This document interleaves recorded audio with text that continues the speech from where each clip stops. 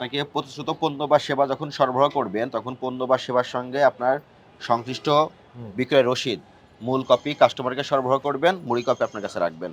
তো আপনার register manual register আমরা ক্যালকুলেশন করে দেখলাম 1918 লিটার তেল হিসাব অনুযায়ী আপনার কাছে এগুলো থাকার কথা, কিন্তু আপনি বলছেন আপনার কাছে কোনো মজুদ নাই, তেল ফাঁকা হয়ে গেছে। তাহলে এই এত তেলগুলো আপনি কোথায় রেখেছেন?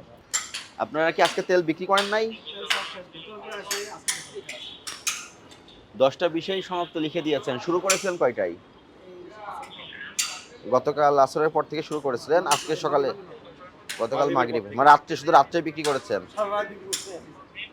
কালকে আপনাদের চালানটা আসছিল কখন? আসরের পরে আসছে, মাগরিবের পর বিক্রি শুরু করছেন, আজকে সকাল 10টায় সমাপ্ত লিখছেন।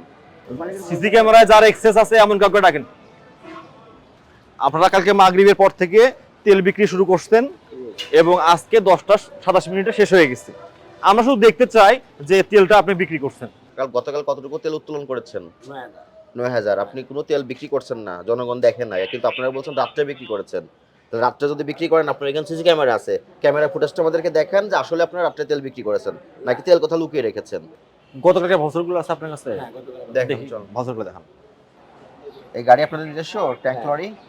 না, আমার না, এটা সাপ্লায়ার। সাপ্লায়ার 9,000 লিটার তেল উত্তোলন করছে, হাই স্পিড ডিজেল অয়েল। তো এই তেলগুলো আসলে গেল কোথায়?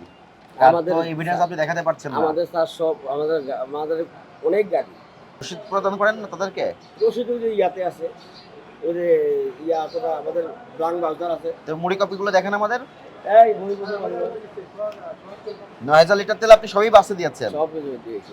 আর আমাদের ওয়াসা কিছু তেল নেই। আপনি তাদেরকে কুয়াশা। দ্রুত একটু আসতে বলেন আর আমরা পরিমাপ করে দেখি।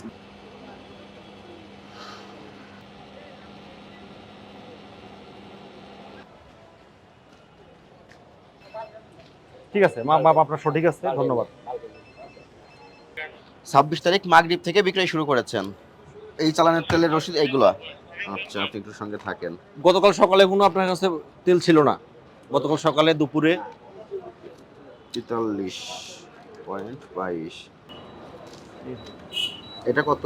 79 নাকি? এটা কিন্তু কোনো কিছু সুস্পষ্ট নাই এবং না, গাড়ির নাম্বার এটা নাই। কোনো কিছু নাই, এটি বাদ দিন।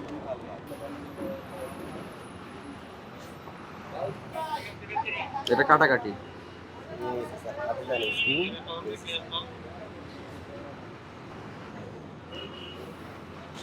না, আমাদের তাহলে 1918 লিটার তেল কোথায় গেল? এটাই স্যার অনেকে স্লিপ নেয় না, অনেকে বাউচার নেয় না, এই জন্য আমরা দিতে পারি না। অনেকে স্যার বাউচার নেয় না। 1918 লিটারের তেলের হিসাব মিলে না। আপনাকে প্রতিশ্রুত পণ্য বা সেবা যখন সরবরাহ করবেন তখন পণ্য বা সেবার সঙ্গে আপনার সংশ্লিষ্ট বিক্রয় রসিদ মূল কপি কাস্টমারকে সরবরাহ করবেন, মুড়ি কপি আপনার কাছে রাখবেন। তো আপনার রেজিস্টার ম্যানুয়াল রেজিস্টার আমরা ক্যালকুলেশন করে দেখলাম 1918 লিটার তেল হিসাব অনুযায়ী আপনার কাছে এগুলো থাকার কথা, কিন্তু আপনি বলছেন আপনার কাছে কোনো মজুদ নাই, তেল ফাঁকা হয়ে গেছে। তাহলে এই এত তেলগুলো আপনি কোথায় রেখেছেন? এটা আমরা করি না স্যার। এটা আমরা বেশি মিস্টেক করেছি যে বাউচার নেয় না, আমার বাউচারটা লেখা উচিত ছিল। না, আমাদের অন্যায় অবশ্যই হয়েছে, অবশ্যই অন্যায় হয়েছে। এখানে ভোক্তাধিকার সংরক্ষণ আইনের 45 ধারা মোতাবেক আপনার এখানে অপরাধ সংগঠিত হয়েছে, আপনি অপরাধের দোষ স্বীকার করেন? এটা অবশ্যই। তাহলে পরবর্তীতে আপনাকে যে পরিমাণ আপনি বিক্রয় করবেন সেই জি। পরিমাণ এবং টাকা দুটাই উল্লেখ করবেন, করে মূল কপিটা ভোক্তাকে দিবেন, মুড়ি কপিটা আপনার কাছে সে সংরক্ষণ যদি করবেন। না নিতে চায় আপনি ছিঁড়ে ফেলেন, আপনার কপি আপনার কাছে থাক। আচ্ছা, যখন কোনো প্রতিষ্ঠান আসবে তখন আপনি বিএসটি আসুক, সেটা ম্যাজিস্ট্রেট আসুক বা ভোক্তা অধিকার আসুক, আমাদের জেলা প্রশাসক কার্যালয় থেকে আসুক, তখন আপনি দেখাতে পারবেন যে আমি তেলগুলো আমি এই করছি। অবশ্যই। আর ডকুমেন্টেশন অফিসেই থাকবে। যে কোনো প্রতিষ্ঠান আসলে, গভর্নমেন্ট প্রতিষ্ঠান আসলে আপনাকে দেখাতে হবে। আপনার এখানে আপনার বিক্রয়ের রেজিস্টার, আপনার রসিদ বই এবং আপনাদের স্টাফদের বক্তব্য আমরা গ্রহণ করলাম। সেখানে আমরা 1918 লিটার তেলের কারচুপি পেয়েছি। আপনি সঠিক ব্যাখ্যা দিতে পারছেন না, সঠিক ডকুমেন্ট দেখাতে পারছেন না। ভোক্তাধিকার সংরক্ষণ আইনের 45 ধারার অপরাধ সংগঠিত হয়েছে এখানে।